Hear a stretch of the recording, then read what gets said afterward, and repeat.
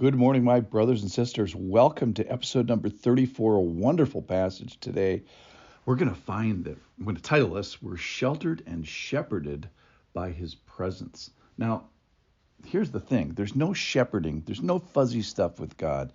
There's no being sheltered by God. Without His accomplishment and His authority and His proven might that He's had to do some knocking of things down in the heavenly realms, but then we get His sheltering and His shepherding, and most beautifully wiping away tears. But there's no sheltering without conquering. There's no shepherding without destroying all that stands against Him. There's no wiping of tears without the destruction of evil and death. So the comfort of the sheltering and the shepherding and the wiping of tears is earned. It's backed by the power and authority that He brings to bear. So we see this iron fist of God, but we feel His velvet glove. The velvet glove of God is made possible by His power. So this tender presence that we're going to hear about today is empowered by actions of iron and saving and bringing people out of the pit. So this power and life-giving and taking and giving of blood makes possible His sheltering and shepherding and the stuff that is so wonderful to hear. We're going to hear about His intimacy and His presence, and it's backed by some real powerful things. Listen for 4 things in today's passage. Number 1, He washed their robes and made them white in the blood of the Lamb. Number 2, He who sits on the throne will shelter them with His presence. Number 3, the Lamb in the midst of the throne will be their shepherd.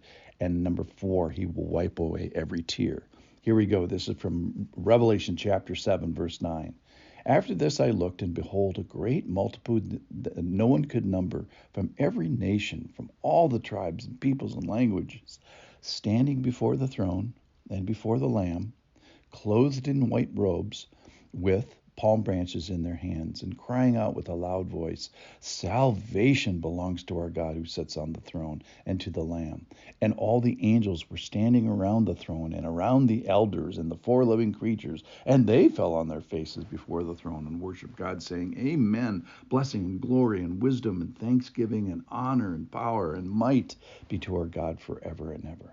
Then one of the elders addressed me, saying, Who are these clothed in white robes, and from where have they come? I said to him, Sir, you know. And he said to me, These are the ones coming out of the great tribulation.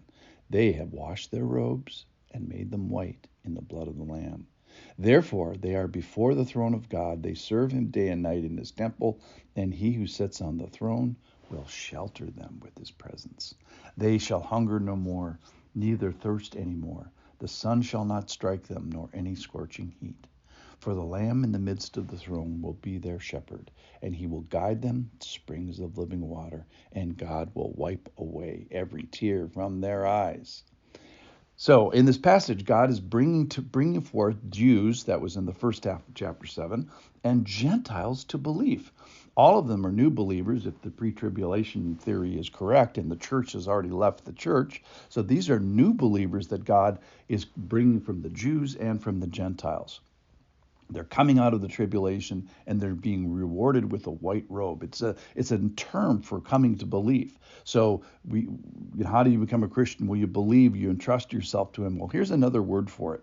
Washed their robes and made them white in the blood of the Lamb. That's how you get saved. It's an association with Jesus and the Lamb and the sacrifice and the substitution, and unfortunately blood. It's a life for a life. So you have red bled blood for a white robe.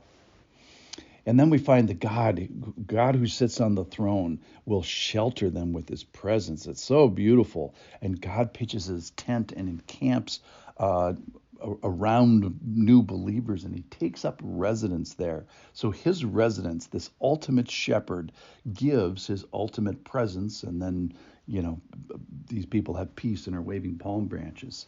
Now, that doesn't mean you're not martyred, because in chapter of the 5th seal, in the previous chapter 6, even believers, bad things sometimes happen to them. That doesn't mean that He wasn't with His presence and His peace and His shelter, and maybe most of all in those bad circumstances. So what a beautiful thing that He's going to shelter us with His presence. And then The second character here, the lamb in the midst of the throne will be their shepherd. So you have more of the same. The lamb is the one sacrificed to you, indicative of him being on the throne and having power and authority and might and honor and glory. The lamb is sitting here in this worship central throne room area, and with majesty, but also intimacy and accessibility. We sense his shepherding and his guiding and his presence. The God the Father is sheltering us with his presence, and God the Son is shepherding us with his presence. And then for the Lamb in the midst of the throne will be his shepherd. He will guide them to springs of living water, and God will wipe away every tear from their eyes.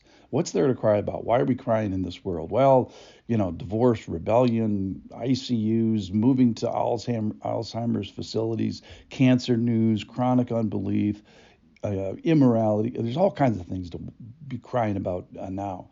And I look forward to, and I know you do too, to the day when every tear will be wiped. So he's this tear wiper in the midst of us, sheltered by his presence. And this is all predicated by all the things he's done with the authority and the power of being on the throne. His shepherding is based on the authority of the throne. So yes, he shows up. There'd be no sheltering without these abilities. There'd be no shepherding without the accomplishment. No sheltering, no conquering. No shepherding without destroying all that stands against him. And no wiping of tears without the destruction and the ultimate end of evil, death, and all those that oppose him. So the comforts of the sheltering and the shepherding and the wiping of tears is earned by this right and power and authority and bringing to nothing the powers that oppose him. It's this fist of God in a velvet glove for us. So my prayer today for you is, may he shelter you with his presence. May he shepherd you. May he guide you. And yes, may he wipe away every tear. Thanks for listening.